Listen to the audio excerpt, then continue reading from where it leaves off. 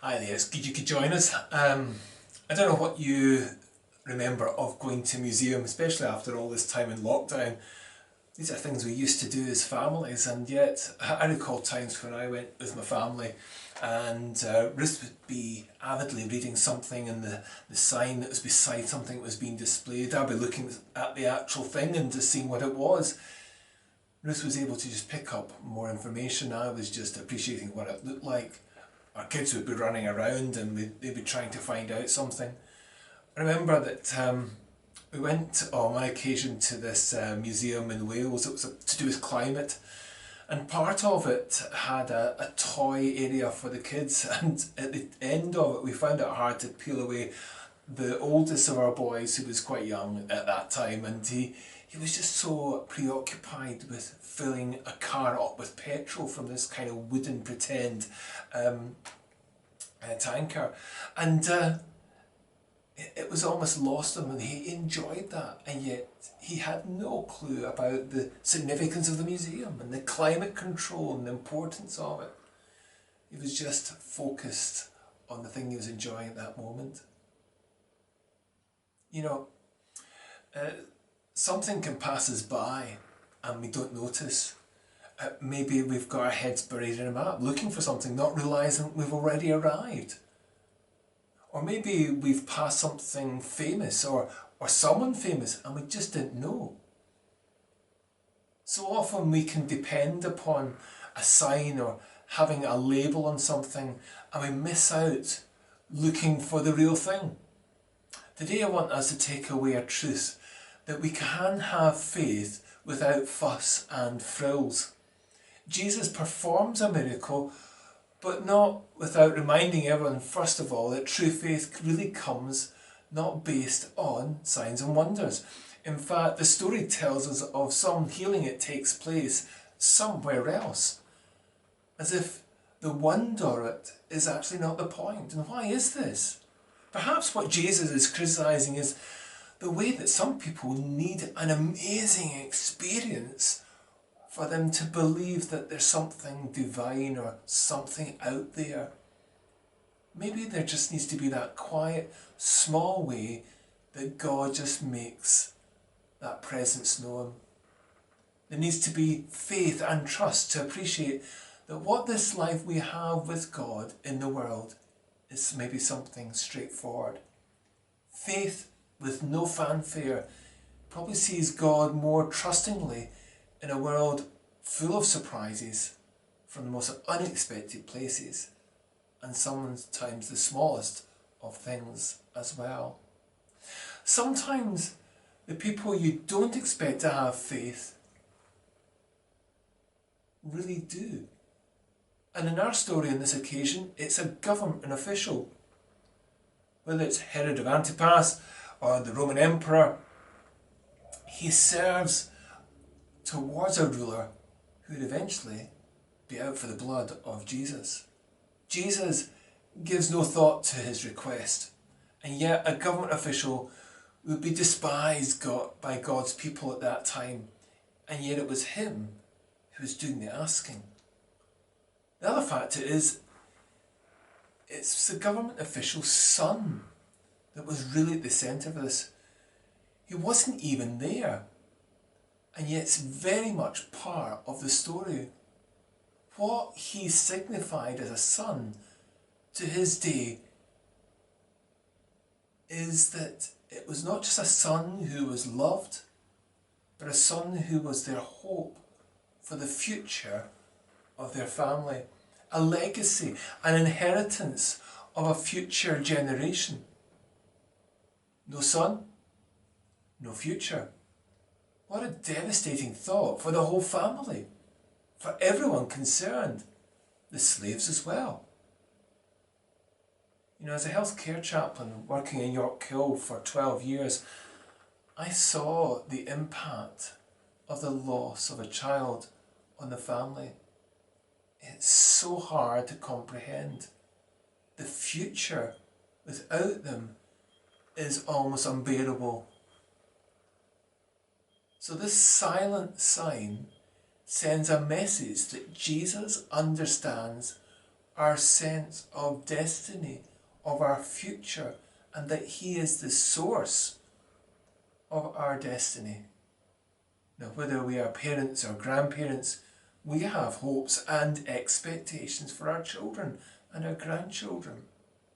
There's so much emotional investment, and even when it's not working out, it causes us angst inside, because we want them to succeed so much in life.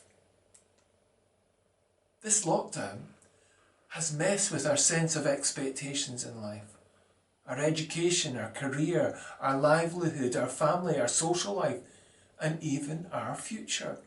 So when that goes, and we can be unsure of what that might look like, it can leave us floundering. Maybe this sign is a reminder that God holds the future of our life, our destiny. And the response of the official demonstrates a trust from someone so unlikely. He takes Jesus' word without a fuss. Here's a miracle taking place, but no one was there to see it. You would think a miracle would need to take place in front of people for it to be like a sign. But here is the miracle happening elsewhere. And the report by the slave is just so matter of fact. The boy being better was great for the household. But there was no significance beyond that, other than just reading it now for us. Maybe there's a faith lesson here that we need to look out more to see God at work. Maybe God is at work, and we go about our lives taking what we have for granted. One way to counter that is to practice gratitude, to notice the good and give thanks. Take time to notice. Take time just to say thank you. Not even just saying thank you to God, but thank you to so many other details of what others do for us in our lives. Having a sense of indebtedness is something to be worked at. Sometimes we miss the significance of things that take place in our life, unaware of the coincidence of circumstance. If we only knew, it might help us to appreciate more. That was the case of the government official who could understand the significance of what Jesus had done for his family. He took note of the time and was able to check on it later. Sometimes we need to notice the details in life. Well, why?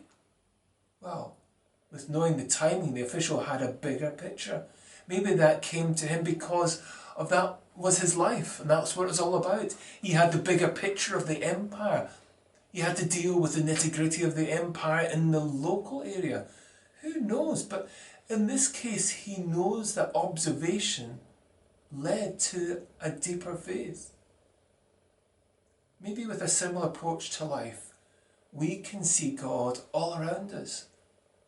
Maybe it's the beauty of a sunset when the Scottish clouds disappear. Maybe we'll see the masterpiece of God's glory just in that. Maybe an unexpected apology, a relationship that takes a turn for a better. God's grace maybe is at work. That helping hand stretching out to us, or that kind email that sent a message just at the right time. Wasn't that maybe Christ in our midst, at work in our lives? The person's faith doesn't need signs and wonders. It's precisely the person who sees so many more signs and wonders in the everyday that then they begin to see the loving presence of their Lord. The impact of faith on one person can have an impact on many as a result of that. The story and the bigger picture is what we need to remember about our faith, so others are encouraged. A personal faith is not a private faith. That would be self-centred, keeping it for ourselves. A personal faith is a public faith because it's driven to care for others.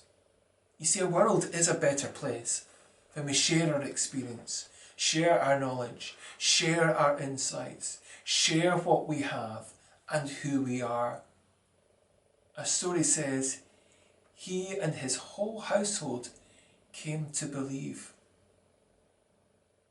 No grace given is strictly just for an individual person. Grace is to be shared to all. Everything is meant to radiate beyond who we are to build up others and those around us. The royal official, he received the miracle he requested, but afterward it wasn't simply returning to business as usual. Now that his son was back in action, there was something more to happen. They all believed. This story is not just about someone getting better. It is the ripple effect of God's goodness spreading, but appreciated by those who pay attention to the detail. Why don't you think of a person then? I used TLC the last time, and I'm going to use TLC this time as well. Think of a person. That's what the T is for. Think of a person. How open are we to understand that God may speak to those in the margins or those we would never expect God to speak to?